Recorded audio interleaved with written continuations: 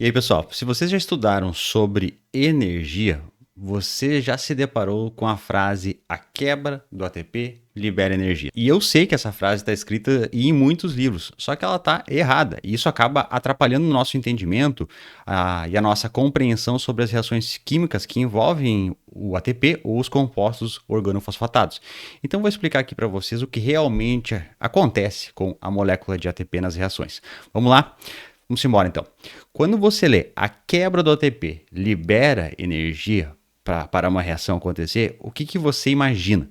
Eu imagino que para uma reação acontecer, o fosfato do ATP precisa ser quebrado, precisa ser separado da molécula de ATP, formando fosfato livre, fosfato inorgânico, mais ADP, certo? Acho que você deve imaginar a mesma coisa. Ou seja, a quebra do ATP libera energia, então tem que separar o ATP para liberar essa energia, né? Só que não. Isso está errado. A frase e a interpretação estão incorretas. As ligações entre os fosfatos do ATP não são depósitos de energia. Supondo que a gente tem uma enzima qualquer, tá? Que só pode catalisar a sua reação, pode catalisar uma reação com o auxílio da molécula de ATP. Nós chamamos isso de acoplamento energético. Então, a reação da enzima, ela só catalisa a reação se tiver a energia do ATP, se tiver acoplada a energia do ATP, ok? Então, o que vai acontecer nesse caso? O que vai acontecer é bem simples, tá? O ATP se liga ao sítio catalítico da enzima. Pronto.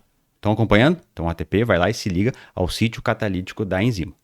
Quando a ligação química entre o ATP e a enzima acontece, ocorre liberação de energia. Perceba que não tem quebra de ATP nesse momento. E ainda assim eu falei que a energia foi liberada. Quando o ATP se ligou, a enzima liberou energia, mas o ATP não foi quebrado, tá? Até porque, para quebrar o ATP, ou hidrolisar o ATP, hidrolisar é um termo mais técnico, ok? Então, para hidrolisar o ATP, é necessário investir energia. O ATP precisa receber energia para ser possível separar o ADP e o PI. Os átomos do ATP precisam absorver energia, porque o ATP não se hidrolisa sozinho. Esse é um processo endergônico, ou seja, precisa de investimento de energia para acontecer a quebra do ATP. Você precisa investir energia nisso. Ué, mas não era a quebra do ATP que liberava a energia? É justamente isso que eu estou falando para vocês. Não é a quebra do ATP que libera energia. A gente imagina o seguinte, a gente está precisando investir energia para fazer a hidrólise do ATP. A gente precisa de energia para fazer a quebra, a separação desse ATP, separar o ADP e o PI. Talvez isso tenha ficado um pouco confuso, então eu vou explicar por etapas para facilitar a nossa compreensão. Na etapa 1, simplesmente ocorre o quê? A ligação entre o ATP e a enzima, tá? Então, na etapa 1, ligação entre o ATP e a enzima. Então, se ligaram.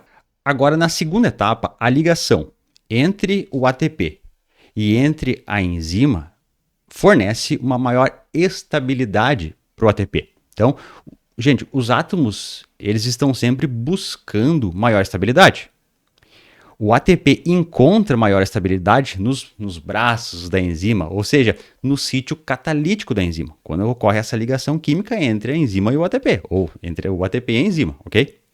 Terceira etapa que eu quero destacar aqui.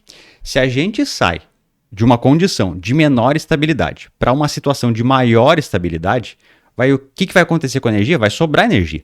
Porque para fazer a manutenção de uma molécula menos estável, eu preciso investir mais energia.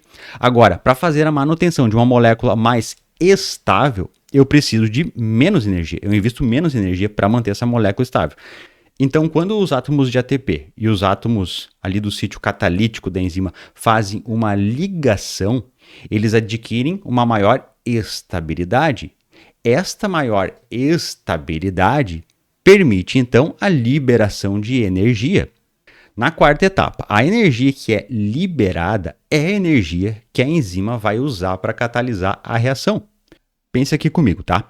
Quando o ATP se liga na enzima, a enzima, na hora, ela muda a sua conformação.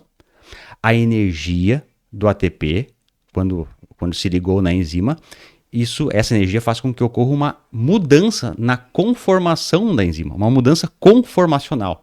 Essa reação é exergônica, ou seja, está liberando energia. E isso faz com que a reação catalisada pela enzima possa acontecer. vamos para mais uma etapa, tá? Até agora não teve a quebra da molécula de ATP. E a energia, uma parte da energia já foi liberada porque a enzima já mudou sua conformação, não é? É isso mesmo, tá? Uma grande quantidade de energia foi liberada no momento da ligação entre a ATP e a enzima. Essa energia, além de servir para essa mudança conformacional da proteína, também serve, a energia liberada serve para fazer a hidrólise do ATP, porque precisa de um investimento de energia para quebrar a molécula de ATP, certo? Da onde está vindo essa energia? Está vindo dessa primeira ligação entre o ATP e a enzima que induziu uma mudança conformacional da enzima. Então, essa energia, além de fazer com que a enzima catalise a reação, também vai ser energia responsável por hidrolisar o ATP e também liberar o ADP do sítio catalítico. Minha nossa, mas como é que acontece tudo isso, tá? Vamos lá, vamos por partes aqui. Vamos entrar numa parte mais técnica agora, tá? A ligação do ATP na enzima é estabilizada por cargas positivas dos aminoácidos que são encontrados ali no sítio catalítico da enzima. Então ocorre a ligação entre esses aminoácidos com carga positiva com os grupos fosfatos do ATP que possuem carga negativa.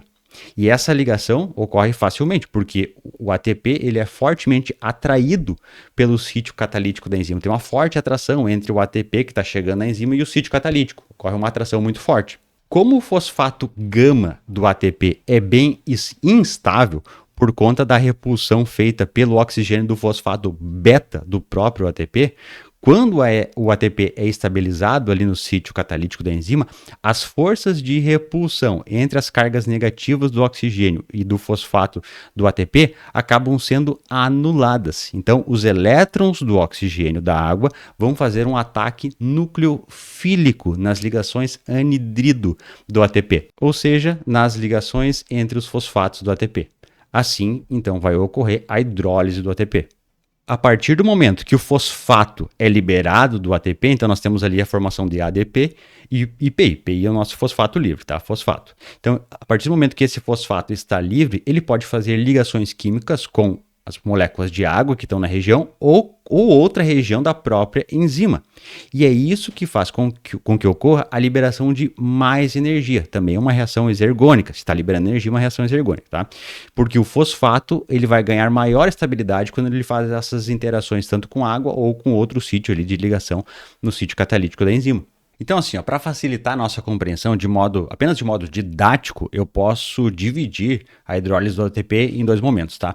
No primeiro momento, ocorre a ligação entre o ATP e a enzima. Isso acaba liberando energia que serve para mudar a estrutura da enzima, possibilitando assim a catálise total ou parcial da reação desejada. E também essa energia que foi liberada serve para fazer a hidrólise do ATP e liberar o ADP do sítio catalítico. Na segunda etapa, o segundo processo que ocorre é, uma vez que o fosfato foi liberado através da hidrólise do ATP, uma vez que o fosfato foi liberado, ele pode fazer ligações químicas com a água ou então fazer ligações químicas com outra região da enzima. E esse processo, quando ocorre essa ligação química entre o fosfato e a água ou entre o fosfato e outra região da enzima, também acaba liberando energia. Então são dois momentos que vai ter uma liberação de energia acontecendo. Então vocês perceberam que para quebrar o ATP foi necessário um investimento energético? Então não é a quebra do ATP que vai estar liberando energia. O que libera energia é, primeiro, a ligação química entre ATP e a enzima.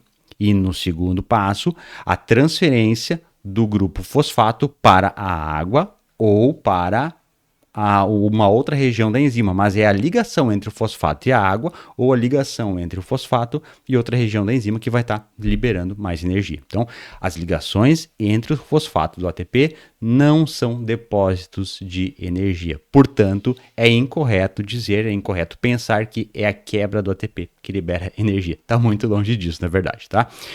Eu queria ter esse conhecimento antes de eu começar a estudar bioenergética, porque teria sido bem mais fácil a compreensão de todo esse tema. Mas na maioria dos livros, o uso do termo quebra do ATP é negligenciado e muito utilizado. Isso acaba causando muita confusão na galera, para quem está estudando, para quem realmente gostaria de entender esse processo, acaba causando uma confusão absurda. Mas enfim, espero que esse vídeo aqui tenha lhe ajudado a construir esse novo conhecimento. E se você gostou do vídeo, deixa o like, se inscreva aqui no canal. E era isso. Até o próximo vídeo. Beijos, abraços em terra. Tum, tum, tum, tum, tum, tum, tum, tum, tum, tum, tum,